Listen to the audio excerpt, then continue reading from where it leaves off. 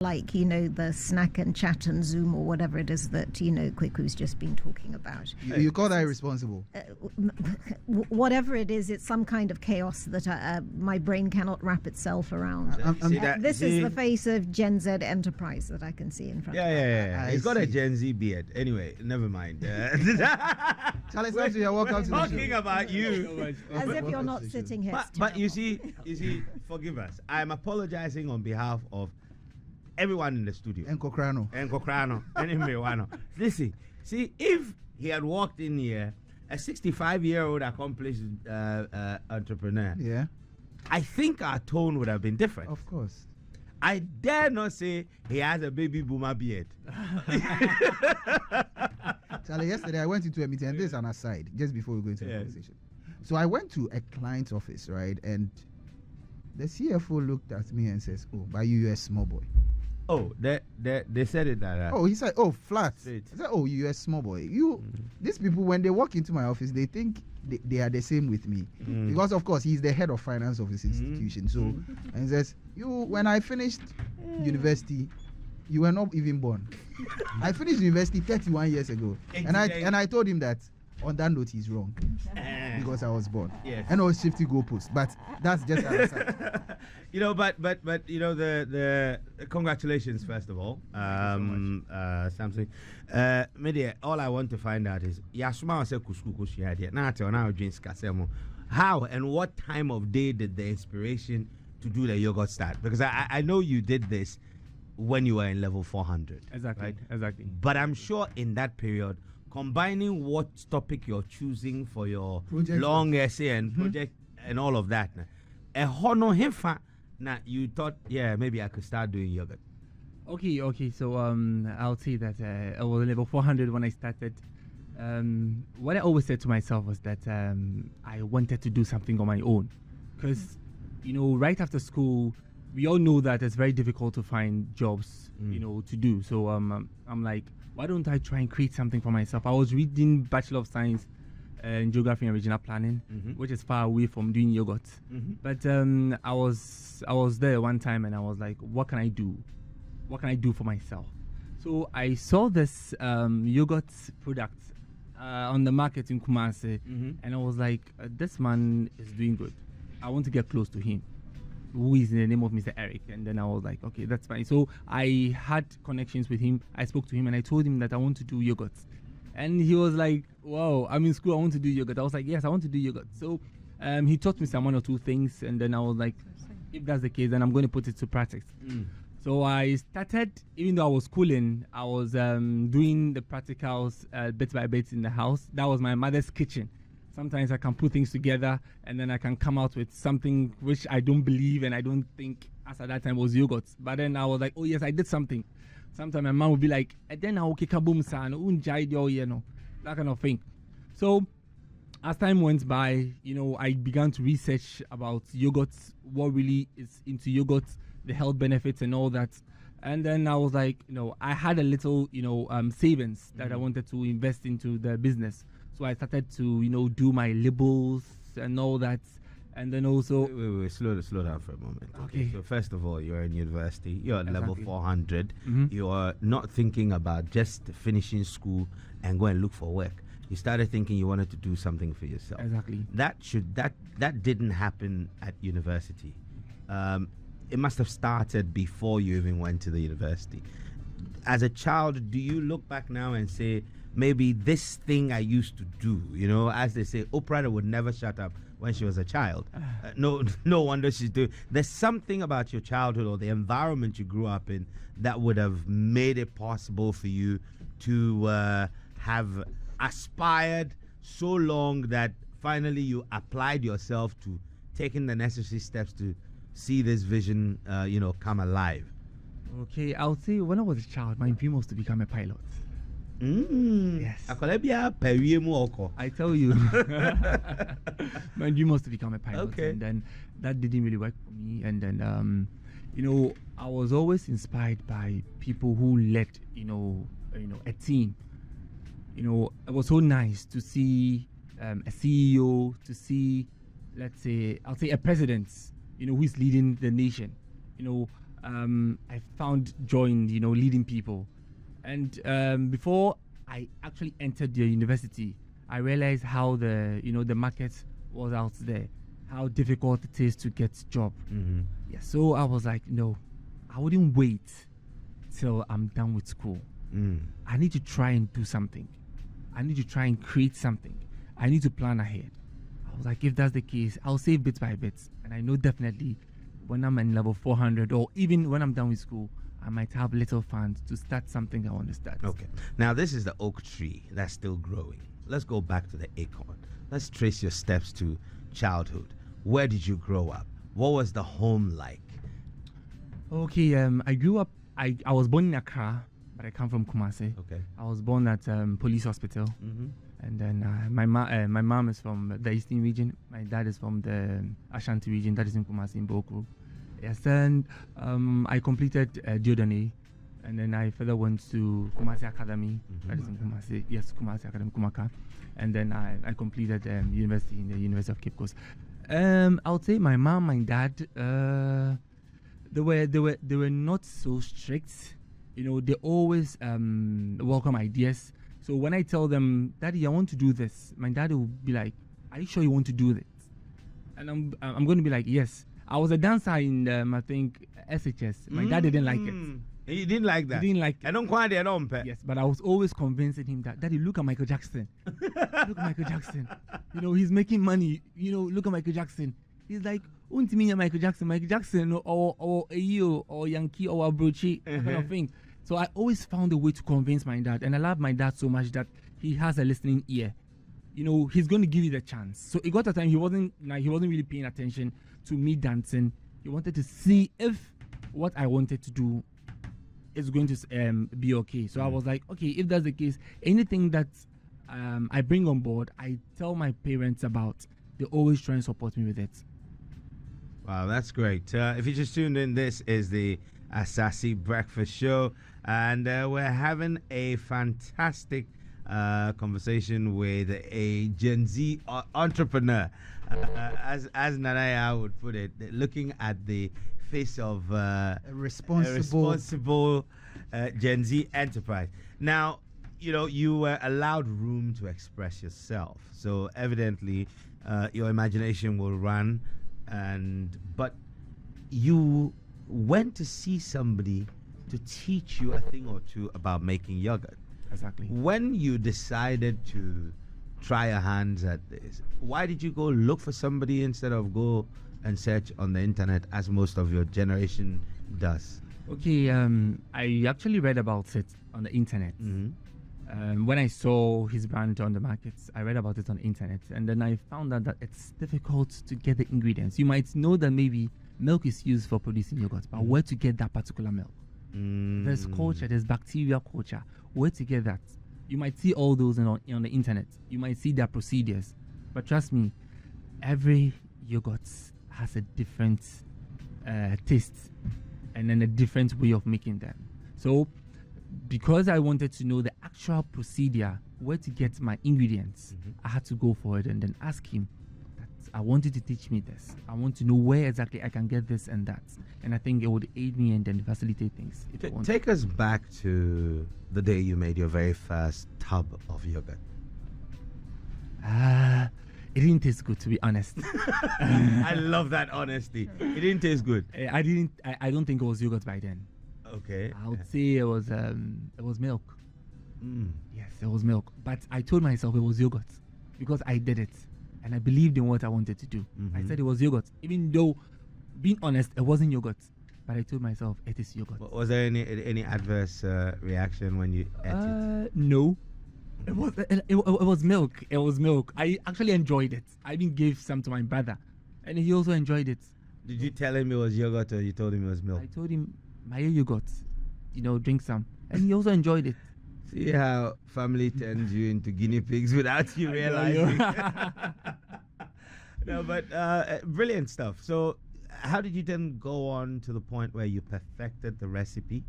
How long did it take from that first trial to coming to a point where you say, okay, this one, I can offer it to other people aside from my own brother? Okay.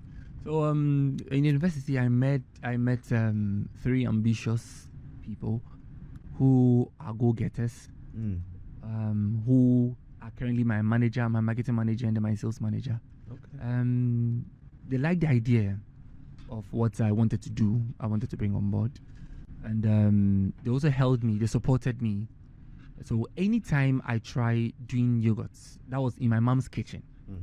It doesn't go well. I research. I do it again. It gets bad. I do it again. So it got to a time, it became yogurt, but it wasn't so perfect. It wasn't so nice. So I said, let me test it on the market.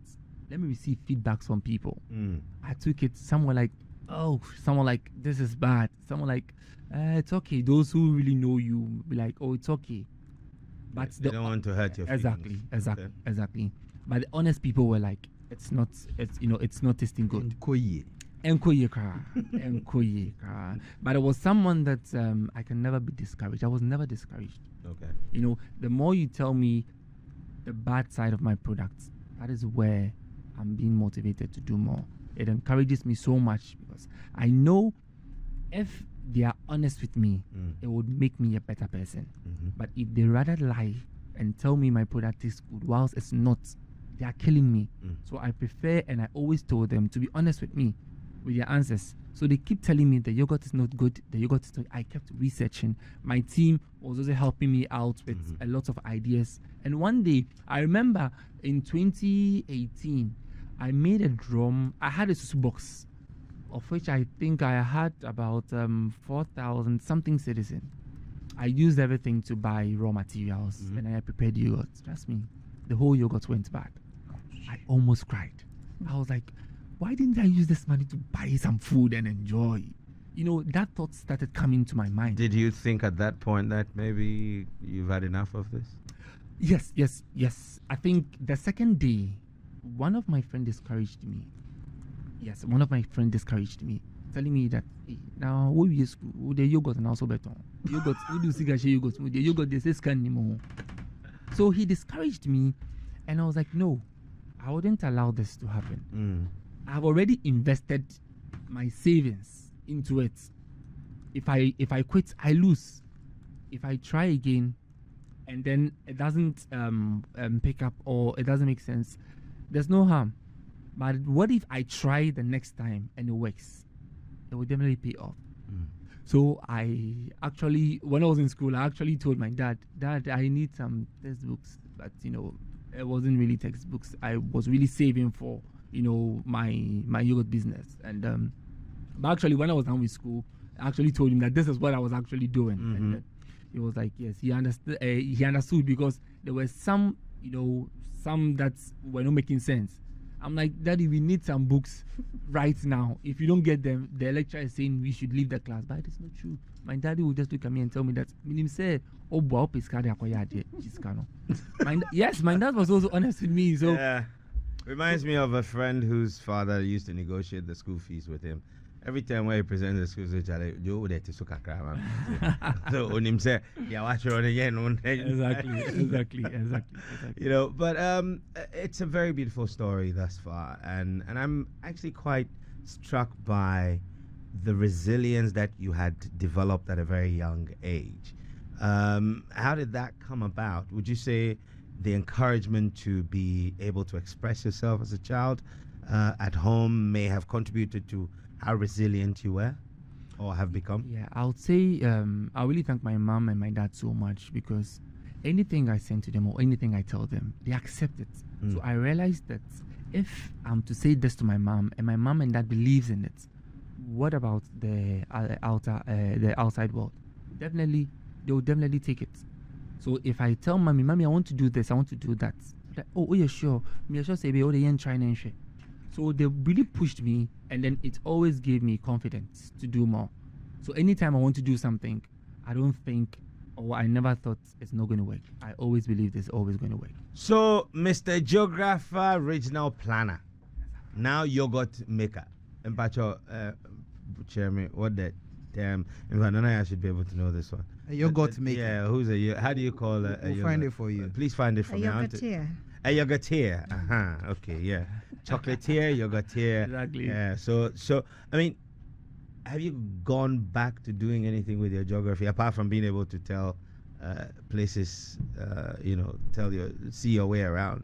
No, I've fully been with the yogurt since. And what sort of fulfillment has this brought you? Do you feel that, okay, maybe I should have started doing the yogurt earlier with my life instead of doing the school, or you feel that the path you've taken all have come together for your own good? I would say it's been all good.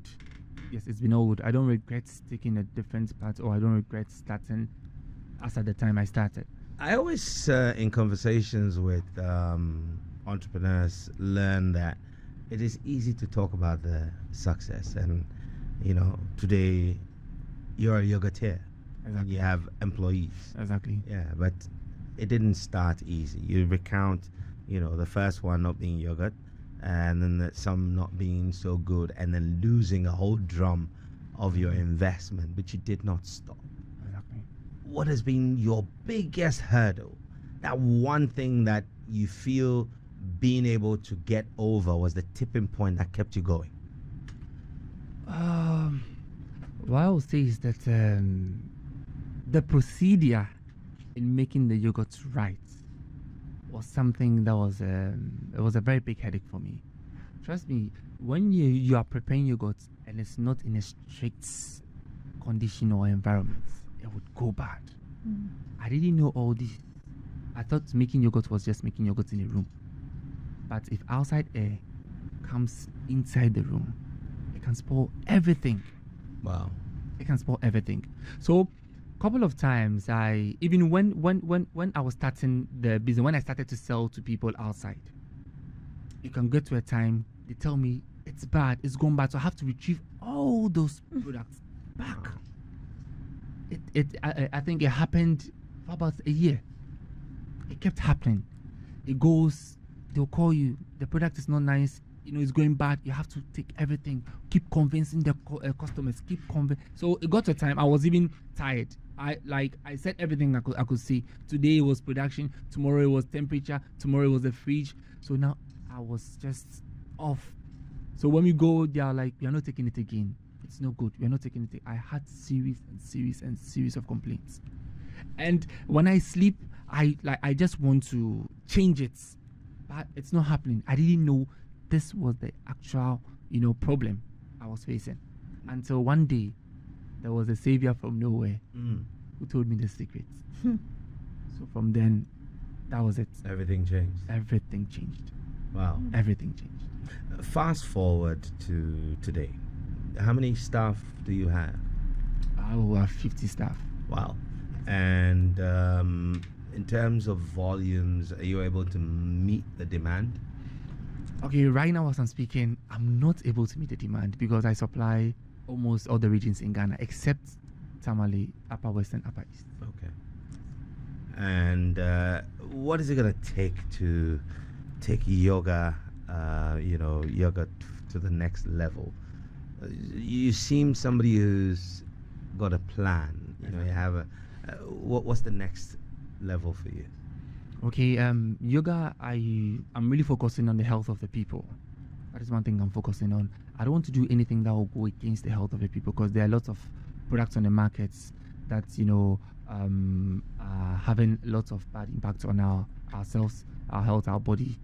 And then I don't want to go into that direction. I want to produce the best quality food for the people of Ghana and then beyond. So carry on. So if I keep doing this, I think Ghanaians will appreciate my products. They will appreciate what I'm doing. They will love the product as they already love right now. And I think it would definitely take me far. The product will sell itself. Let me ask a final question, which I think would be the silliest you've ever heard. Of all the things you could have been in life, some people choose to be, I'm robbers. Some, they do gold business. No, when you say gold business, you make it sound nice. Galamsey. Okay, no, I'm talking about the nice proper one. Yeah. Okay, all right. Yeah, that one is nice. He's a nice guy. Only does nice business. Okay. Of all the things you could have done, you chose yogurt. Addei. Exactly. I think that is where God puts me. That is all I believe in. That's where God put me. And God puts me to yoga to also help people, because then I have a foundation which is Yoga Healing Lives. Okay. And I always donate to renal units of Kolebu and then 37 every year. Recently, I celebrated my birthday. I celebrated it with all the dialysis patients, paid their bills in 37 and Kolebu. Oh, that's nice. a beautiful, beautiful story. Nice. Did you know Asaase Foundation has been doing a renal campaign? We actually have donated 4 dialysis machines. 3 as it stands. 3 as it stands. And then 13 more. There's 13 more that we're going to be donating. You should watch the space. Nanaya, see, you are right. Flesh and blood did not reveal it to you. Responsible it's just Gen Z. The whole vibe said responsible capitalism. So yeah, I wanted to ask you, this is just spinning off from what Kwaku was saying there. I mean, you've taken a decision to enter a very high risk area of business. Exactly. Fast moving consumer goods, perishables, highly perishables. Things can go off, as you said, just like that with the wrong, if you don't do it in a perfectly temperature controlled environment, controlled in every other way, as you said, the bacteria that can enter the product and so on. One, does that not scare you? I'll tell you, I always believe in God first, and then I believe in myself. I believe that anything I touch or anything I do will definitely work out, and it's been working out. From the very first day I decided to do yogurt, I've met challenges, and I've been able to, break through those challenges. So I don't think I'm scared of anything that will come in the future or now. You even had angels, as you said, that have arrived and showed you the little thing that you were doing wrong that was the solution to your yogurt making problem. Exactly. But have you talking about the future, any intention to branch out into any product areas? Say you could be making, I don't know, yogurt-based toffees, a bit less perishable, something like that. Would you like to branch out the product range that you have? It's in the pipeline. I have something coming up this year, which I don't think I'll make it known. Oh, you could announce it on the Asaase Breakfast show. You get the first news out of it. And then we could say we were there, when he announces new product. But no, I mean in your own time when you're ready to reveal your business plans. Business ideas aren't exactly, hip life or Afrobeat. So. Well, you never know.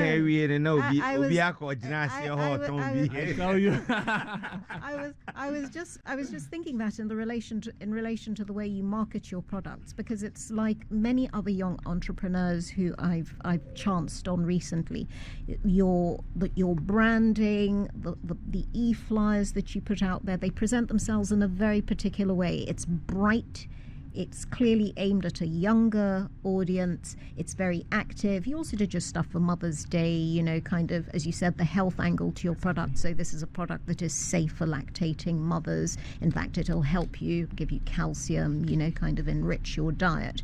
And the probiotic thing that you're very keen on, how you balance your gut using yogurt. But it's very deliberately aimed at a younger population. Do you see your product ever going mass market? Oh, yeah. Yeah, I see it's going that way. Because, one thing, the reason why I'm aiming at a younger population is that, you see, before we grow to become old, sometimes we take in lots of toxic, which by the time we get to the older age, it breaks us down very fast. So I wanted to do something, concentrate on the younger age, and give them something good that can sustain them to get better or to be stronger when they grow. And they taking in lots of toxic. Because right now on the market, there are lots of toxics on the market, I tell you. And I don't want someone to fall victim, and then before the person is old, you realize that the person is totally broken down. So I believe in giving the public, giving Ghanaians and beyond the best products they could ever take to rather contribute to their health, not to take from their health. Fantastic. Well, I'm salivating already at the prospect of one of these yogurt drinks.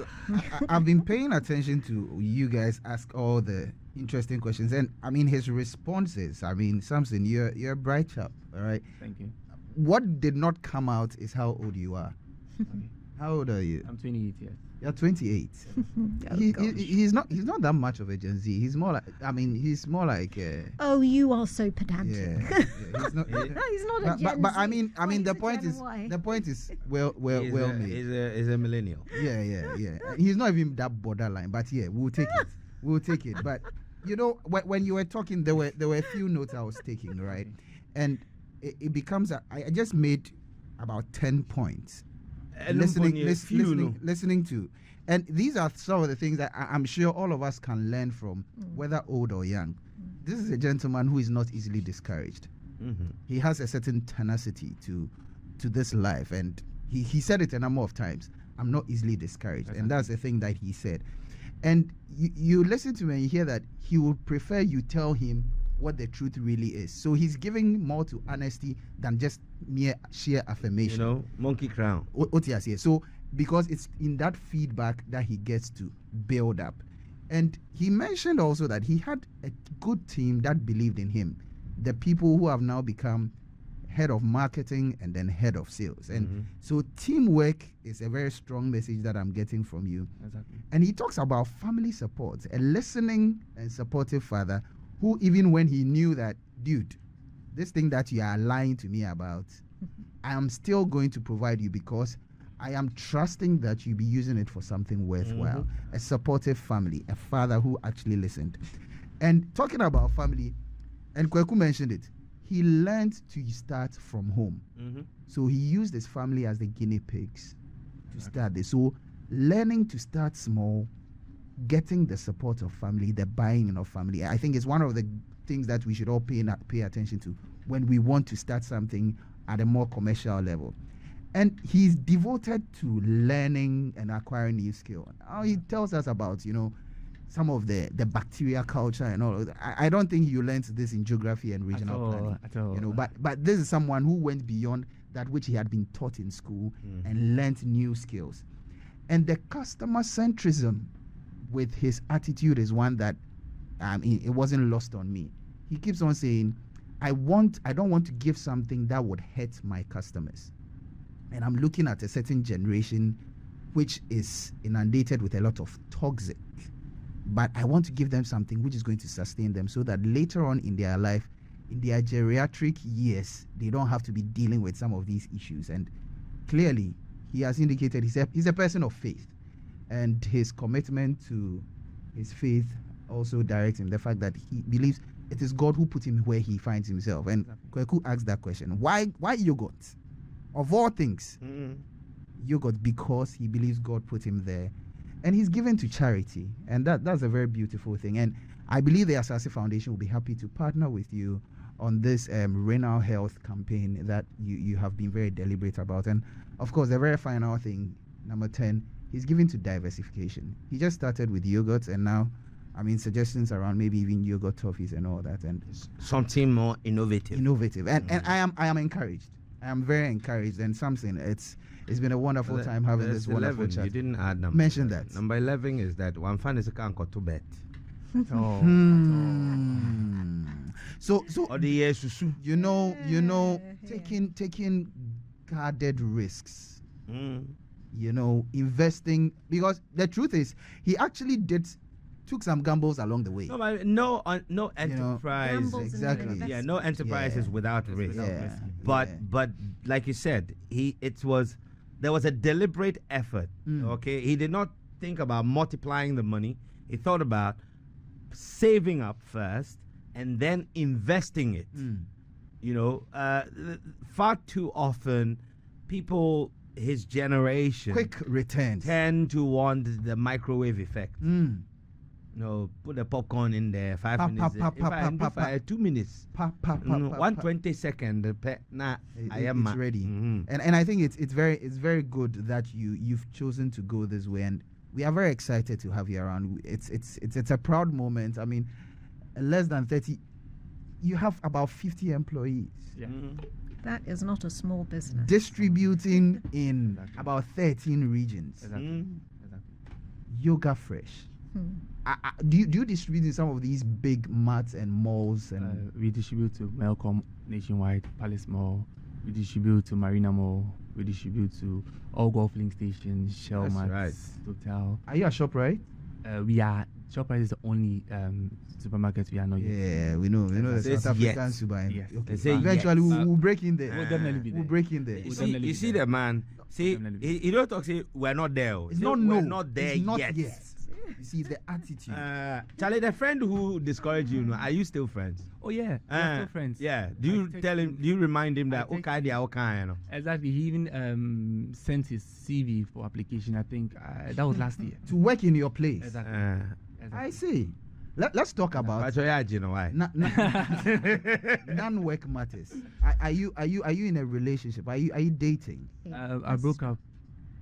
Oh. You broke up when? No long ago, but yeah, it's very fresh. Yes, but I found someone that I believe. Oh, Charlie, just when I thought there was an opportunity, open and close that. Right, I can't make an announcement. Watch your Through me. We will scream. Go back to the thing. You see that? No, because he has his mind in the right place. He has his mind in the right place. This man, evidently, Sampson is the kind of person that, in spite of what challenges he has, he sort of keeps his eye on the goal. Exactly. And that's what keeps driving him. It's like, okay, this is but for the moment. That over there is where we're going. So when you know, it is part of the process. Yeah. It is part of the process. And when somewhere last week I was talking to one of our colleagues in Cape Coast, and I was telling her about, when we expect a certain smoothness of life, and so we don't anticipate disappointment or hurt. That's we living in a certain bubble. And so because the person is struggling, for instance, to make friends because of the fear of getting hurt based on the person's exposures, experiences with other people and all of that. But when you acknowledge that being hurt, being disappointed is part of the process, you don't avoid it. You learn to manage it. Exactly. And I mean, clearly that's what Sampson is doing. Exactly. I mean, you are doing a good job. Sure. We are proud Much thanks to my team. I really appreciate them so much. My workers, I love them so much. They all support the idea. They all support the goal. This guy, they do nice boss things for how do I put it? Mr. Isaac Brown, who is my general manager, and Mr. Eric Governor, who is also my sales manager, and Mr. Joseph, who is my marketing manager. How many employees do you have who are older than you? Older than me, I think I have some of my employees, I don't even know them. Now, the reason I ask this is that we live in a society where we revere people who are older than us. Have you dealt with somebody who, as the vision bearer of the business, you've had to take a strong stance and say, this is the way we're going, conform? Exactly. And this person is older. How did you feel when you were doing that? I had a general meeting yesterday night. We closed at 12. That's right. I had older people, yes, I think about 7 who were in the meeting. Sometimes it's difficult. I really respect so much, but when when you're a leader, sometimes it's so difficult to talk into the face of an older person. But I have no option because it's business. I believe what we are doing, and then business comes first. After business, we definitely make memories afterwards.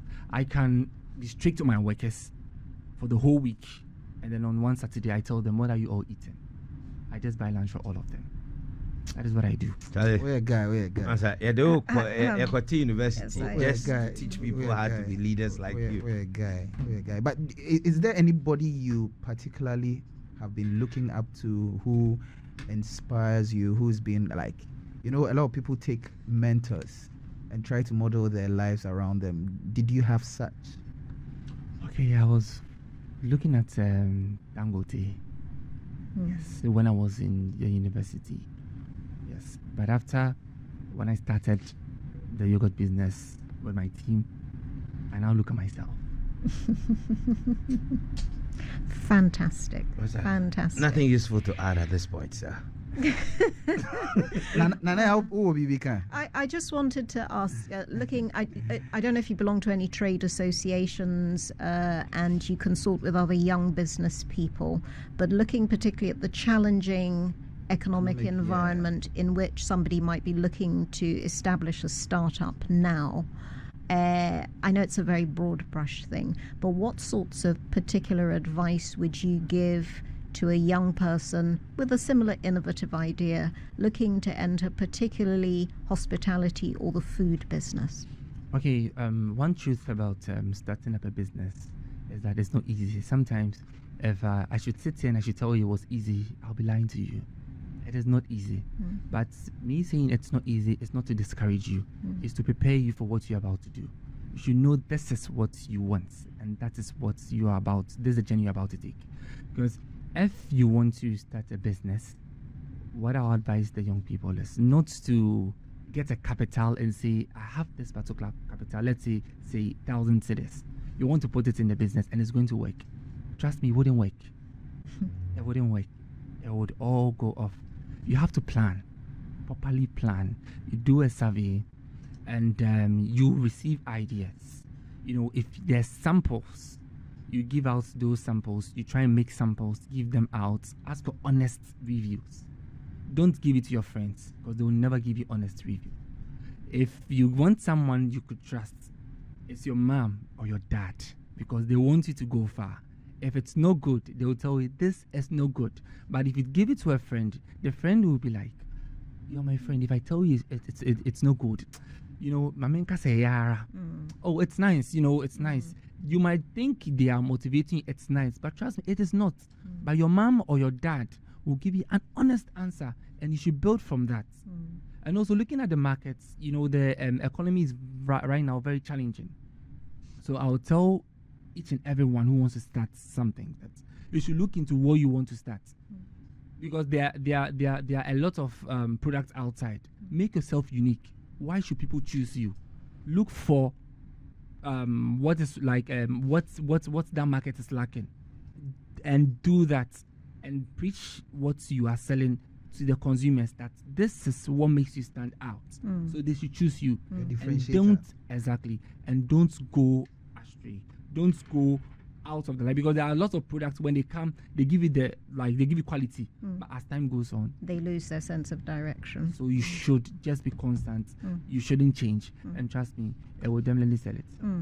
I hope the people at the National Entrepreneurship and Innovation Programme are listening to you, but you're a model example of the kind of thing that we hope will replicate itself across this country. Young people taking a good solid idea, as you say, do your research, know your market, know your customers, but don't be afraid, and accept that setbacks are part of the process. Exactly. But if you're dedicated and you're focused, you will get there.